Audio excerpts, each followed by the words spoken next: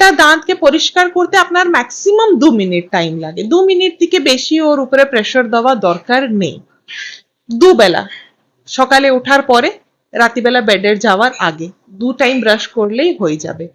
এখন আমরা ব্রাশটা কিভাবে করব? ব্রাশ, অনেক পেশেন্টরা এসে বলে ম্যাডাম আমি দুবেলা ব্রাশ করছি, ভালো টুথপেস্ট ভালো ব্রাশ ইউজ করছি, আমার দাঁতটা নষ্ট হয়ে গেল বা উপর থেকে ঘষে গেল কেন?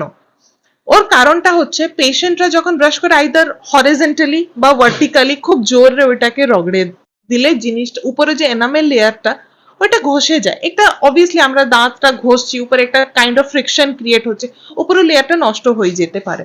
আমরা পেশেন্টসকে বলি একটা জেন্টল প্রেশার দিয়ে ব্রাশটাকে 45 ডিগ্রি অ্যাঙ্গেলে ধরে সার্কুলার মোশনে ঘোরাবেন। তাতে কি হয় যে দাঁতের মাঝখানে যে ফুড পার্টিকেলস গুলো ফেসে আছে ওইগুলো বাইরে রিনস আউট করে যাবে। তারপরে আপনি যখন কুলকুচি করবেন ওইগুলো লুজেন আউট হয়ে গেলে অটোমেটিক্যালি